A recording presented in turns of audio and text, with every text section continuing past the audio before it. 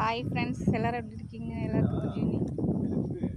இன்னைக்கு second day walking வந்தேன். வெளியே போயிருந்தேன், அதனால வாக்கிங்க்கு யாரும் இந்த ட்ரெஸ் போட்டு வரப்போன்னு நினைக்காதீங்க. ஜஸ்ட் இப்போ தான் ஒரு ஃபங்க்ஷன் அட்டன் பண்ணியிருக்கேன். நீங்கள் காஃபிலாம் குடிச்சிங்களா?